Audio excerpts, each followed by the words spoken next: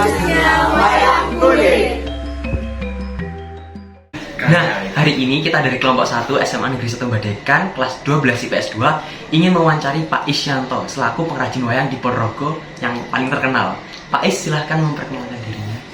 Nama saya Pak Isyanto. Tahu ya, usia saya sudah 63 tahun. Saya berprofesi sebagai pengrajin. Saya itu sudah seniman wayang kulit lukis dan kriya.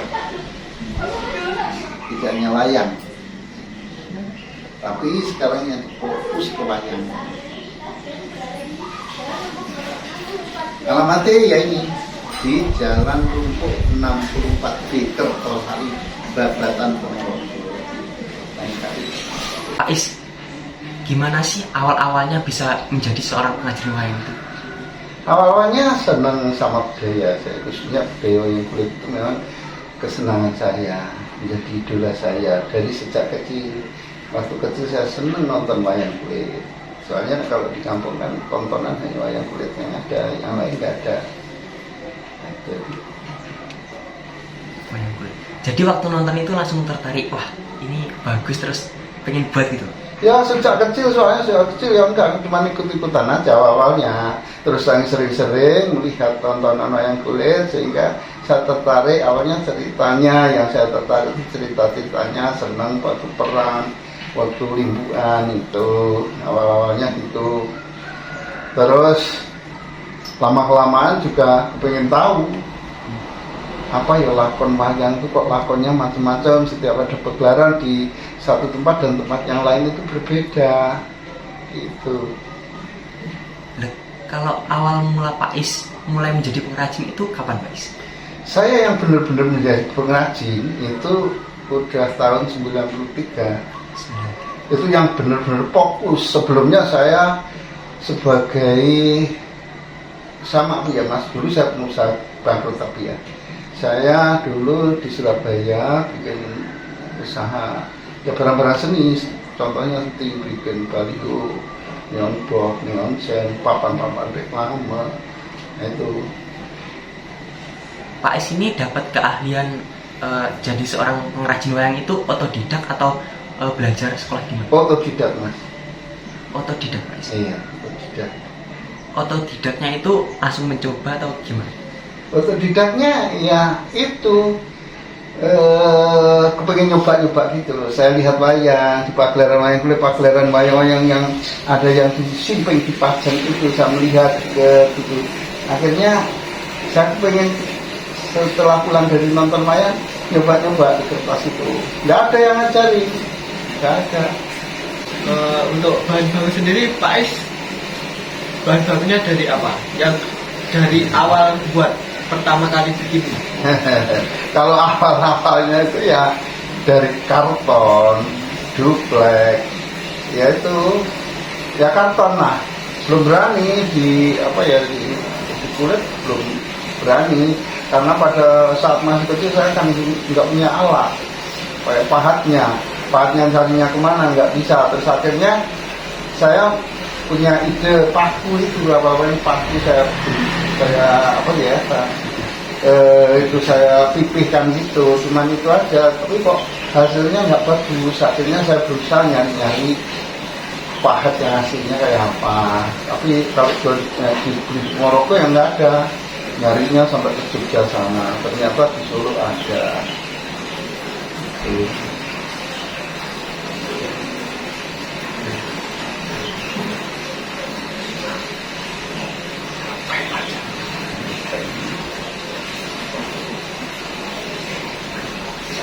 Bahan-bahan dari pembuatan wayang itu apa aja sih, Mas? Bahan wayang itu yang ya semua kulit sebenarnya bisa. Contohnya kulit kambing itu bisa, cuman yang ketawa, kalau misalnya ketawa itu bisa untuk wayang kulit, tapi biasanya nggak awet ya, cepat robek. Kulit sapi ya bisa, tapi kurang maksimal, hasilnya kurang bagus. Kalau yang paling bahan baku yang paling bagus adalah kulit kerbau. Kulit kerbau itu mungkin ya karena teksturnya beda dengan kulit yang lain. Itu kalau untuk wayang pagelaran yang untuk dalam itu kulit tebu. Kulit sapi itu ada kelamahannya, nggak tahan panas, nggak tahan dingin. Ya nanti kalau panas itu melengkung. Kan kalau sudah dicat yang kelihatan kulit sapi atau kulit kerbau nggak bisa membedakan. Bedanya ya kalau nanti kena cuaca itu, cuaca panas itu melengkung. Makanya saya pakai kulit kerbau. Kalau dari segi pewarnanya itu bahan bakunya apa aja, Mas? Nah ini kalau bahan pewarnaan itu bukan beli kalengan di toko itu enggak. Kalau wayang itu ngoplos sendiri. Jadi ngoplos. Kenapa kok ngoplos sendiri? Karena wayang cat-cat yang sudah dijual itu biasanya warnanya warna tertentu. Tapi kalau warna wayang itu harus ngoplos sendiri bahannya. Nomor 1 itu cat akrilik. Katakanlah cat tembok. Nanti dicampur lem. Terus dikasih bibit warna. Gitu.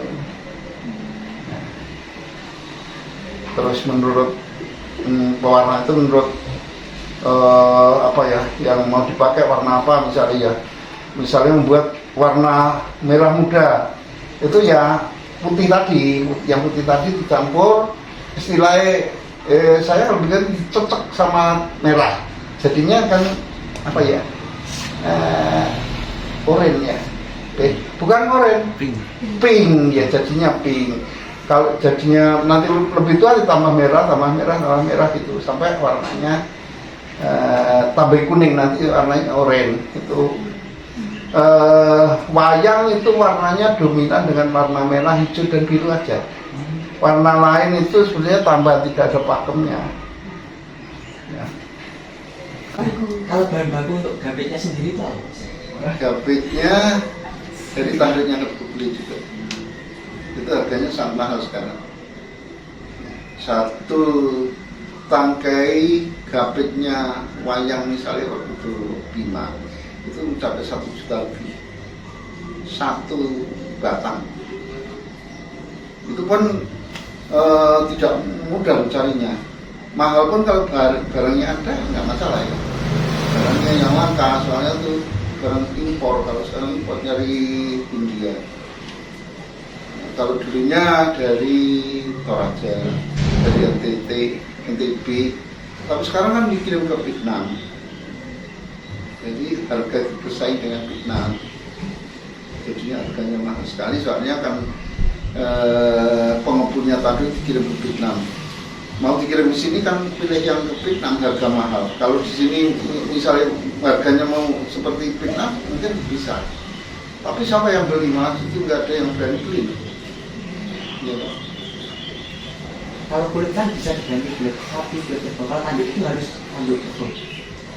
Bisa diganti kayu atau penjalin fiber bisa, tapi kan hasilnya kurang maksimal, nggak bagus. Misalnya wayang ini halus, wayang bagus, terus digapit sama rotan, ya jelek, nilainya jatuh langsung. Tanduknya lokal aja loh, udah nilainya jatuh. Jadi cirinya wayang kalau bagus itu pasti nggak mungkin dikasih tangkai kayu atau rotan, nggak mungkin, pasti tanduk udah. Apalagi kalau wayangnya lapis emas, di proto emas itu kayak kimpo.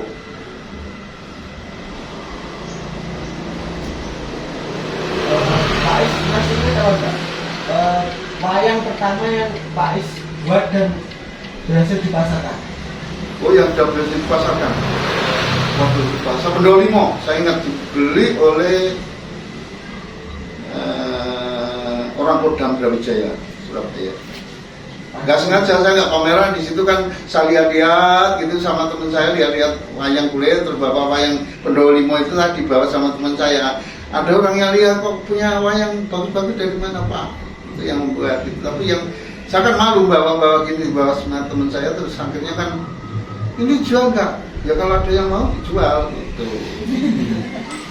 Itu di mana Pak? Di Surabaya. Dulu saya produknya nggak di Ponorogo, di Surabaya. Saya kan tinggal di Surabaya mulai tahun 79. saya balik Ponorogo tahun 2000 sampai sekarang. Terus Ponorogo ini ya dulu awalnya saya nggak langsung Seperti apa proses pembuatan wayang kulit ini, Pak Sis? ya prosesnya dari awal kita sediakan kulit dulu dan baku yang penting kalau tidak ada bahan-bahannya nggak bisa. Nomor satu kulit disediakan, terus proses kulit pokoknya bahan-bahan udah ada semua, pengecatan, terus tenaga kerja ya. Kalau pesanan banyak jalan sendiri ya bengkok tenaga kerja, terus proses wayang untuk perdalangan dan untuk koleksi atau yang sebagai kolektor itu berbeda dari segi bahan baku, berbeda dari harga, terus berbeda dari waktu pembuatan pengerjaannya itu. Kalau yang koleksi itu lebih lama. Kenapa lebih lama? Sama-sama wayangnya karena lebih rumit, lebih detail, terus cari waktu yang istilahnya mood yang benar-benar apa ya, fokus. Iya Pak Is, dari semua bahan baku yang digunakan Pak Is, bahan baku yang paling mahal apa? Yang paling mahal prodo mas,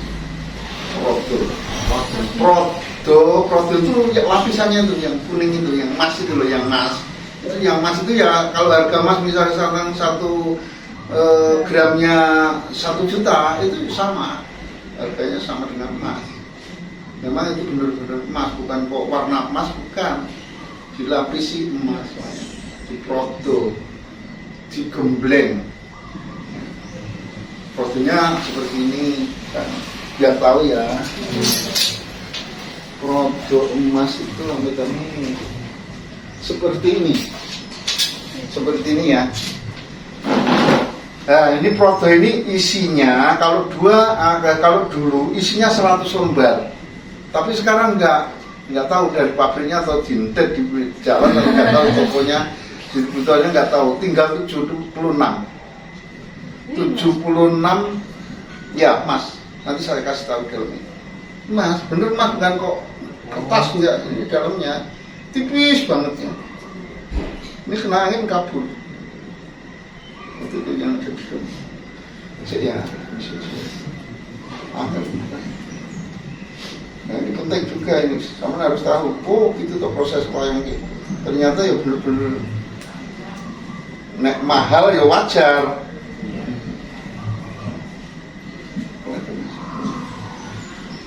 Biar semua tahu. Bagaimana dicetak? Bagaimana dicetak? Sudah ini ya, ini tipis ini. Nah ini bukan dicatkan, dicairkan, bukan ditempel. Wayang. Ya ininya wayangnya ini dikasih lem dulu, dilem. Jadi sekecil apapun ini lemnya ya kecil. Saya yang kuning ini dikasih lem dulu. Baru nanti kalau sudah kering, ya setengah kering itu baru ditempel. Kenapa nunggu setengah kering? Kalau basah ini jebret kemana-mana. Kalau kekeringan nggak nempel, harus main perasaan ini. Ya. Kalau satu wayang itu kira-kira butuh berapa lembar? Iya wayangnya kalau segini ya, kalau wayang yang segini, kalau hanya untuk pewarnaan ya, pewarnaan itu kurang lebih 1 tag namanya segini. Ini badannya termasuk di foto tapi atau diguleng itu diblek emas semua, itu bisa habis 2.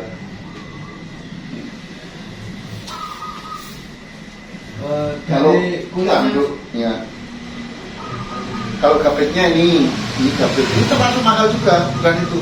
Ini juga mahal, imbang dengan itu tadi, imbang. Kalau sekarang dulu murah, ini sekarang langka sehingga segini ini harganya 1 juta. 1 juta. Imbang, jadi harganya gapet sama produknya murah tenaganya. Ya, kalau tenaganya lebih murah malah. Kalau borongan misalnya wayang sak ukuran putren, bambangan, katongan, jangkaan, dugangan ya. Wayang itu. Jadi kalau putren ini wayang putri-putri kan kecil-kecil. Bambangan ya kayak anak-anaknya Pendowo itu kayak Abimanyu kayak gitu Noyorono itu. Tapi kalau katongan itu ya Kresno, Rama itu termasuk.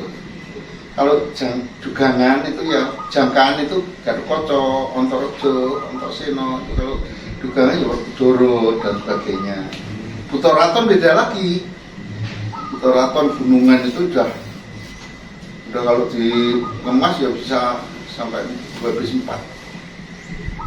Makanya harganya mahal wayang itu. Dikira wayang harganya murah gitu. Enggak, wayang itu mahal. Jadi dalang itu yang pentas wayangnya segitu banyak, ratusan juta. Bahkan kalau dilapis mah miliar. Belum gamelani. Gamelani paling tidak 800 juta. Ya kan? Modalnya wong dalang kilah lah. Nek model wong konser ya, mungkin enggak seberapa. Kalau dari satu kulit itu bisa jadi berapa wayang? Satu kulit tergantung, misalnya wayangnya dibuat wayang sak putren, sak katongan tadi, sak bambangan beda-beda. Kalau ukuran besar ya, ukuran sak Werkudara, Bima misalnya, itu bisa jadi 5 sampai 8. Tapi kalau kulitnya bagus, ya bisa 8. Tapi kalau ada yang jelek kan dipilih yang bagus. Cuman kadang-kadang 4 habis.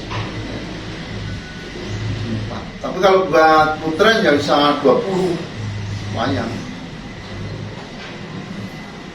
Itu kalau dari kulitnya sendiri untuk bisa jadi wayang itu diapakan dulu Pak? Nah, proses kulit ini kalau gitu. Proses kulit dari kita beli lembaran yang masih ada bulunya, nanti dibawa ke pengrajin pengerok, dikerok, dipiskan, dikerok dulu.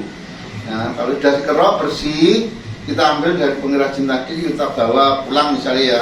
Terus di sini nanti dikapangi diukur, diambil seukuran wayang-wayang, dipotong-potong. Motongnya nggak bisa loh kalau pakai pisau terus gini, nggak bisa kulit itu. Ada tekniknya, motong kulit itu harus miring. Kalau nggak miring coba sama gini, potol tangannya sama. Ya nggak bisa. Teknik motong kulit pun ada. Setelah dipotong-potong seperti ini, kemarin. Nah, ini dipotong-potong ini, dipentang lagi biar kenceng. Habis dipentang digosok. Gosoknya kalau kasar tebel ya pakai mesin.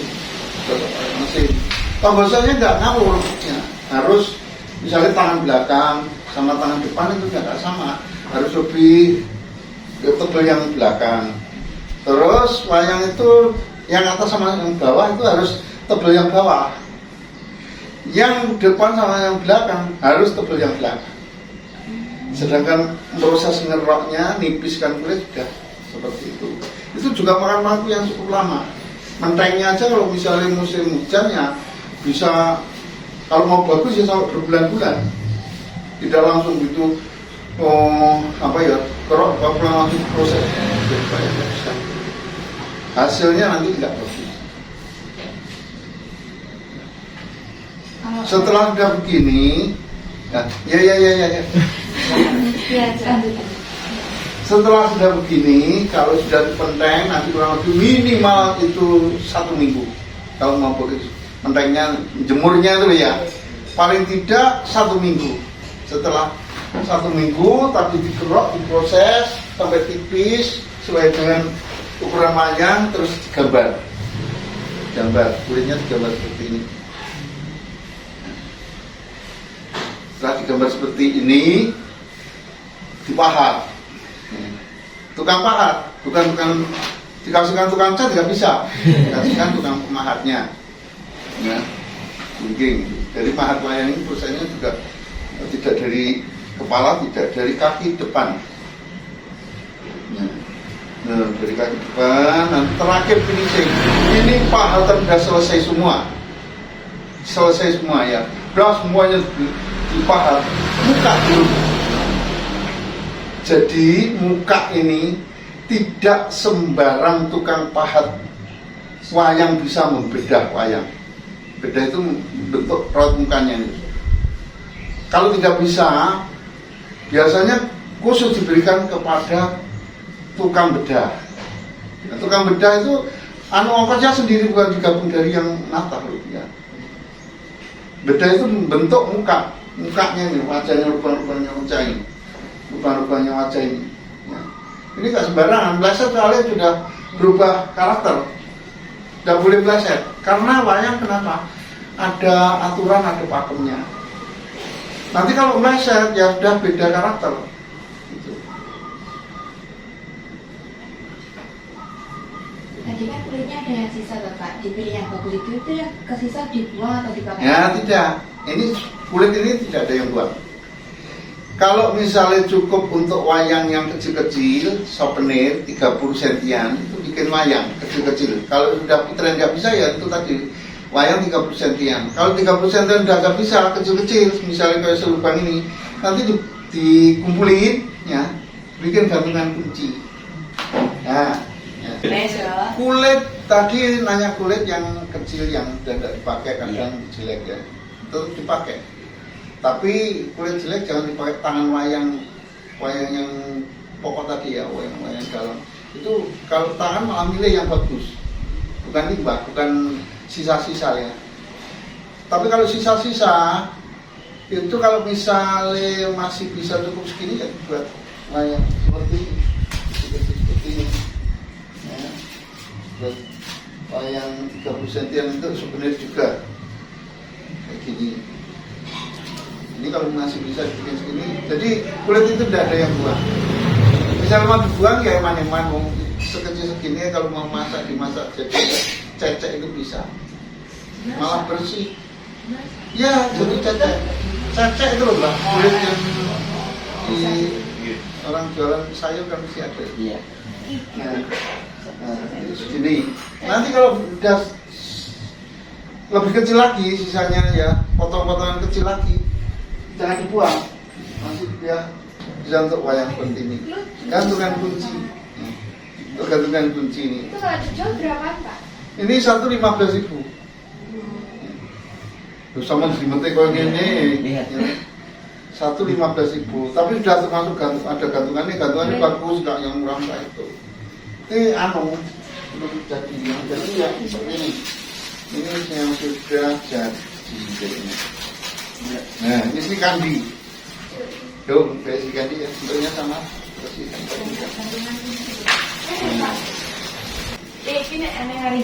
Ini kalau jual malah laris loh, Mbak.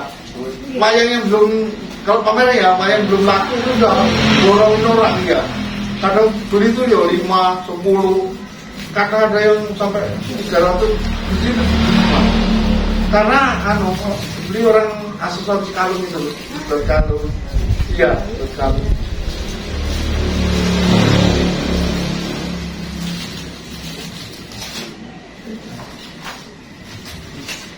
Yang 15.000 hanya wayangnya saja, yang lain 5.000 aja.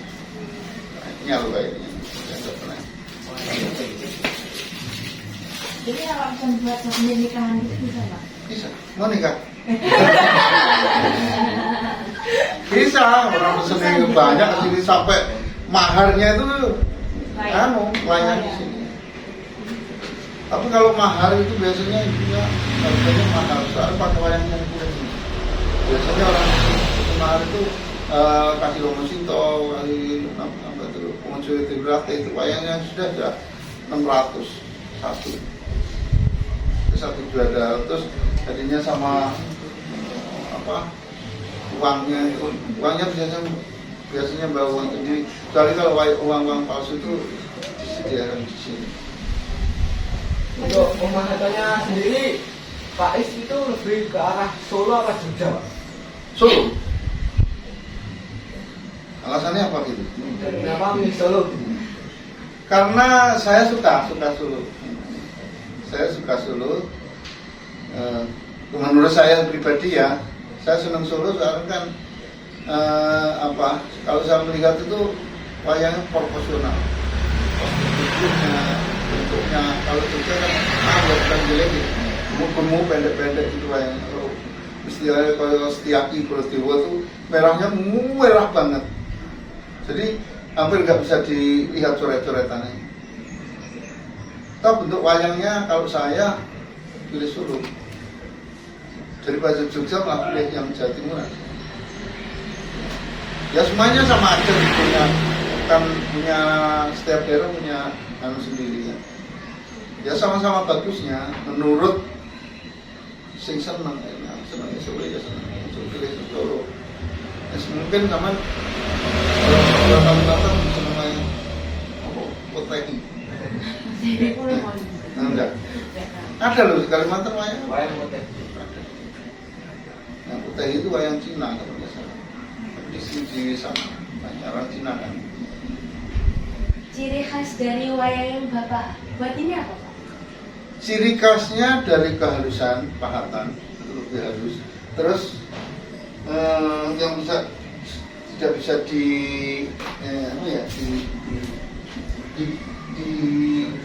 apa ya, itu bisa. Ciri khasnya wayang saya ada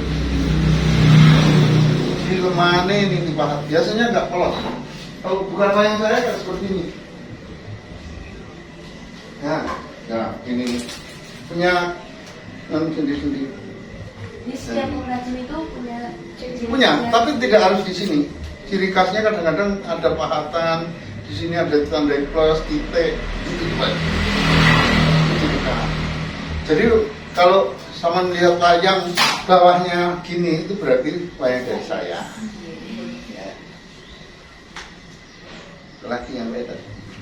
Kalau wayang sendiri sampai jadi seperti itu butuh waktu berapa lama Pak? Nah, ya tergantung itu tadi. Kalau wayang pedalangan itu ada standarnya. Kalau wayang segini paling mahatnya katakanlah 5 hari, ngecatnya 5 sampai 6 hari. Tapi kalau wayang koleksi mahatnya lama sekali, bisa 3 kali lipatnya.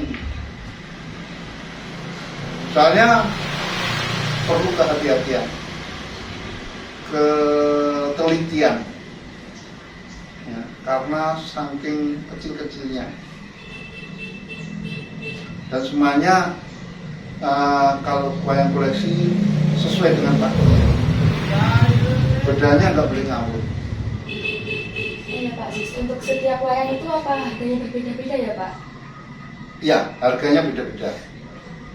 Nah, wayang pedalangan itu ada standar ukurannya, setiap pengrajin punya harga sendiri-sendiri, tapi bedanya nggak jauh berbeda. Soalnya kan dari segi kehalusan kan beda-beda, seorang pengrajin ini lebih halus, lebih antap, terpautnya nggak banyak, paling terpautnya 100 sampai 200 ribu.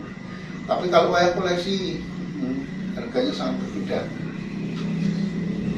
Kalau semisal waktu itu saat dikit aja masuk Nggak dibuang, dalam arti gini, tidak dibuang, tapi gimana ya Mas, kalau mau dibuat koleksi, ini saya salah bukan jadi koleksi, nanti untuk pedalangan aja. Terus misalnya wayang kulit wondonya tatit Gatot Kaca ya, terus bedanya enggak pas ya, bukan wayang Gatot Kaca tatit, udah nanti pindahin guntur atau. Jadi bedanya itu untuk tanda bahwa wayang itu bagus dan tidaknya dari bedan. Orang melihat wayang mesti dilihat dulu mukanya, mesti mukanya. Bedane kok apik ya, bedane kok kamban ya, bedane kok kurang mudun ya. Nah, nanti yang pulasan, ulat-ulatane kok mepet terus ini misalnya gawe apa ini kumis ini ada kumis yang jenisnya kan macam-macam. Ya, ini kumisnya misalnya kumis wayang Jogja sama Jawa Timur sama Solo tidak sama. Ya, di kumis dari kumisnya aja udah nggak sama. Jadi wayang itu dari setiap daerah beda Mas. Beda ini berbeda. Mata bikin mata ini nggak sama. Antara Solo dan Jogja nggak sama. kalau dari yang apa itu maksudnya Pak, balik bawahnya itu juga harus ada pakemnya. Nggak ada kalau ini loh. Yang ini nanti. ada. Nah ini ya kayak ini ada teracapan ya, misalnya kayak wayang ini wayang segini ini pakai sembulian, sembulian ini teracapan. Kan lincip-lincip teracapan, tapi kan ada yang bulat-bulat itu sembongan. Jadi ada pakemnya memang. Tapi kalau wayangnya besar mesti anoman terus biasanya ini kembang-kembang.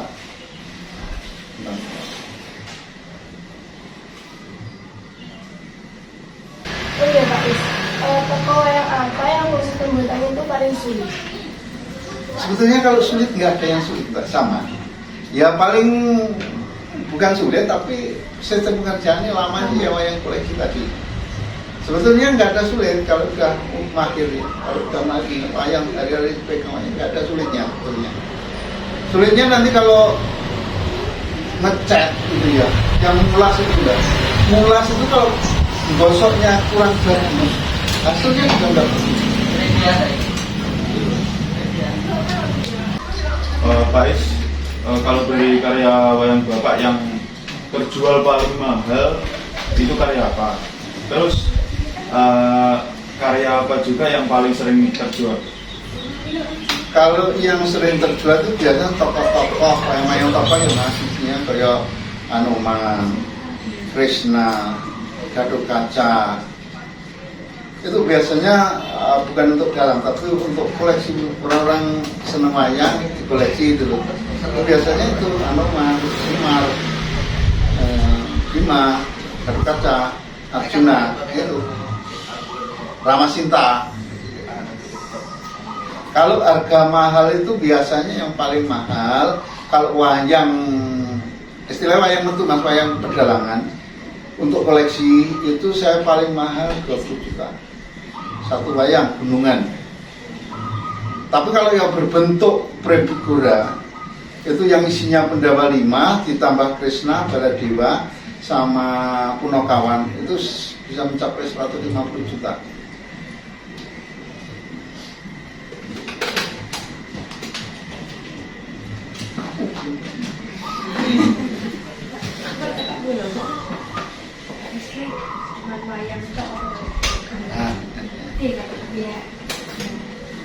Selain penjelasan kriya yang Bapak Is buat ini hanya wayang aja Pak, ada yang lainnya Pak? Tidak, karena saya seorang seniman, jadi seniman itu menguasai barang-barang yang bernuansa seni. Lukis juga bisa, bikin kaca, bikin iklan, bikin iklan-iklan berarti iklan-iklan papan iklan, papan reklame, mukir kaca, bikin souvenir, bikin kerajinan tangan, rias, saya bisa juga. Jadi kan yang salfok sama lukisan itu Pak Is ya? Ya, yang caping itu lah. Iya. Caping saya sendiri malah itu. Kalau yang belanja itu ibu. Ibu juga berkarya. Karya ibu yang kecil-kecil kayak gitu. Ya, kayak gitu-gitu yang cuma itu karyanya itu. Bikin kayak tempat-tempat ini. Ini kan limbah ini. Rollnya itu loh, rollnya kain itu diambilin tempat penjuru. Ini banyak dulu sampai ribuan. Sekarang udah nggak bikin, malas katanya. Nah ini kalau itu ya ini belum selesai, belum jadi. Ada yang bagus-bagus gitu. Satu keluarga seniman semua. Enggak, senimannya sebetulnya yang murni saya sendiri. Anak-anak gimana ya? Ada jiwa seni saya lihat tapi nggak mau. Tidak menunggu. Enggak. Ya karena masih kuliah jadi ya mungkin enggak ada waktu ke situ. Karyawan Bapak Is ini sekitar berapa orang ya Pak? Kalau dulu sebelum Covid itu ada 7 sampai 9 orang. Tapi sekarang kalau ada pekerjaan banyak saya bawa ke tempat itu kang itu tadi, jadi enggak nampung orang di sini. Dikerjakan di rumahnya sendiri-sendiri.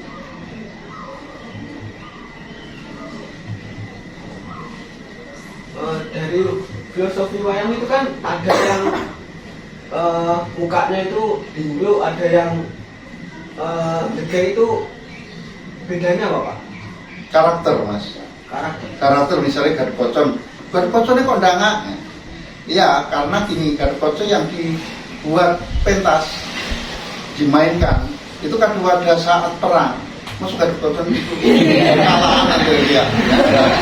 Ya, harus ndangak, berani gagah, berani gini, itu dari karakternya. Terus wayang itu pakainya pada saat perang dan pada saat jejer itu wayangnya harus beda. Ya bukan harus ya. Kalau wayangnya dalamnya wayangnya kulit itu mesti ganti. Nanti kalau waktu jejer wayangnya ini, waktu waktu perang wayangnya ini. Suka duka Pak Is dalam berkarya itu?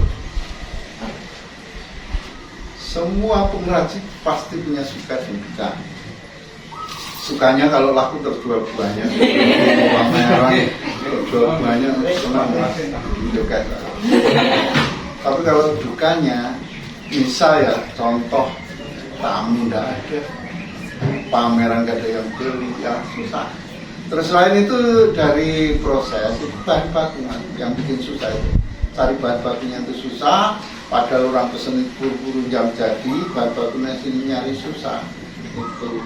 Terus tenaga ini karena saya agak tua, jantungan. Ya. Tukangnya nanti relatif bingung. Tukangnya. Pesan dan kesan dari Pak Is untuk kaum muda dengan apa? Ya, kalau pesan dan kesannya ya kalau anak-anak muda itu mau kesini itu kesannya saya senang ya. Pesan saya terhadap anak-anak, terhadap kalian semua yang muda-muda, saya harap jangan tinggalkan budaya nenek moyang, khususnya wayang kulit. Itu nenek moyang kita dulu menciptakan wayang itu bukan orang sembarangan ya. Itu perlu butuh pemikiran yang sangat perlu kita hargai. Tolong lestarikan budaya wayang kulit khususnya ya. Nggak mau ceritanya ya, nanti tidak mau pembuatannya ya tahu ceritanya, mau baca. Itu kan sebetulnya banyak sekali manfaatnya wayang itu. Kan untuk media ceramah, dakwah, untuk media apa saja wayang itu bisa. Terus dilihat dari cerita-ceritanya itu. Ya. Anak muda kalau tahu cerita wayang, tentang wayang, itu bisa menciptakan karakter seseorang. Ya. Kalau jiwanya itu kayak contohnya aja gini, Bima itu adalah contoh sebagai anak yang soleh. Anak yang soleh bisa ngangkat karena bapaknya dulu sudah masuk neraka jahanam, bisa diangkat sama dia karena dia soleh. Itu contohnya, contoh kecilnya itu.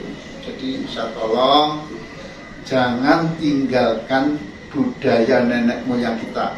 Orang luar negeri sekarang sudah mencintai wayang, bahkan di sana saya baca itu di Inggris itu sudah menjadi kurikulumnya sekolah. Masa yang generasi mudanya kita orang Indonesia khususnya Jawa, wayang dari ngantuk jadi balik. Masa kita harus mau seneng budaya wong barat? Ya budayamu dewe itu lestarekno.